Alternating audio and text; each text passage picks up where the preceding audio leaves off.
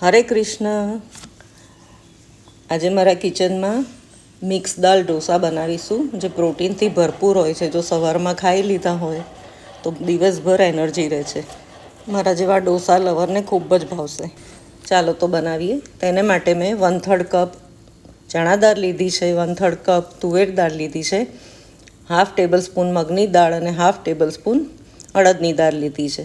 આ બધી દાળને સરખી સરસ ધોઈ લઈશું આપણે અને ધોઈને તેને પલાળી દઈશું આપણે.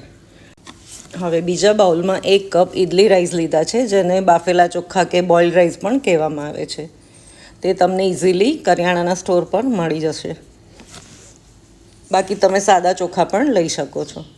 હવે આ ચોખાને પણ મેં ધોઈ અને દાળ અને ચોખા બંને પલાળી લીધા છે. પલાળી અને 4 થી 5 કલાક માટે આપણે બાજુ પર મૂકી દઈશું. જો દાળ અને ચોખા ખૂબ સરસ રીતે પલળી ગયા છે.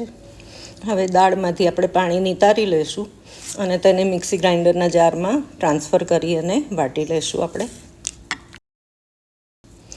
સાથે થોડા કરી અને ચોખા પણ ઉમેરી દઈશું.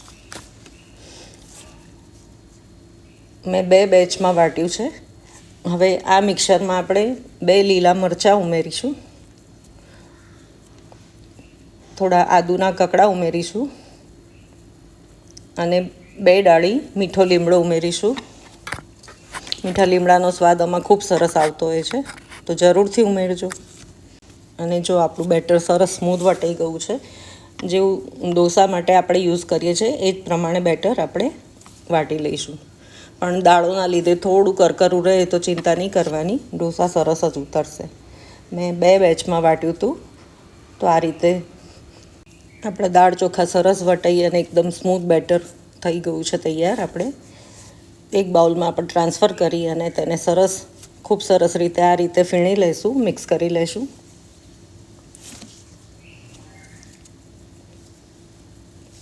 આને કંઈ ફર્મેન્ટ કરવાની જરૂર રહેતી નથી, તમે ઇન્સ્ટન્ટ પણ ઢોસા ઉતારી શકો છો. તો મેં તેમાં સ્વાદ મુજબ મીઠું ઉમેર્યું છે અને થોડી તાજી સમારેલી લીલી કોથમીરના પાન ઉમેર્યા છે અને બધું સરખું મિક્સ કરી લઈશું આપણે.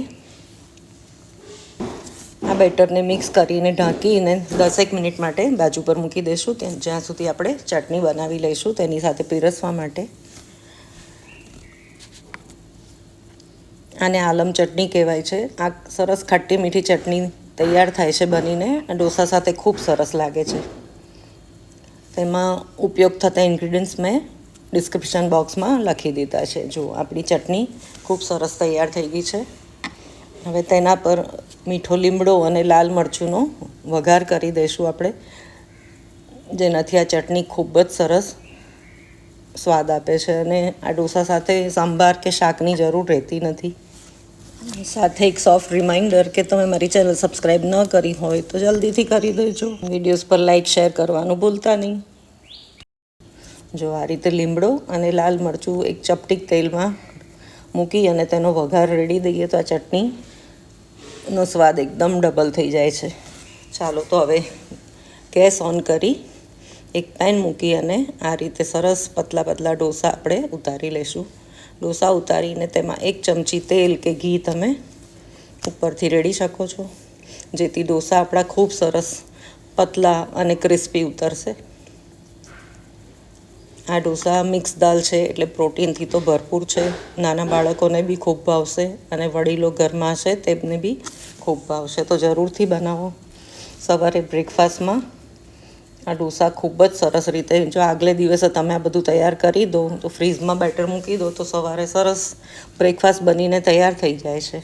જો આપણે ફરી એક પાછો ઢોસો ઉતારી લઈશું અને આ ખૂબ સરસ રીતે ઉતરી જાય છે. જે બિગિનર્સ હોય ને એને બી આવડી જ જશે ખૂબ સરસ રીતે. અને મેં આ નોનસ્ટિક પેન યુઝ કર્યું છે, એ રીતે નોનસ્ટિક પેન યુઝ કરી લેજો તો ખૂબ સરસ ઢોસા ઉતરશે. જો આપણા ઢોસા બનીને તૈયાર છે, તો સરસ ખાટી મીઠી ચટણી સાથે પીરસી અને સવારનો મસ્ત મજાનો બ્રેકફાસ્ટ માણો. ચાલો ત્યારે ફરી જ મળીશું આવી નવી રેસિપીઝ સાથે. ત્યાં સુધી ધ્યાન રાખજો તમારું. આવજો.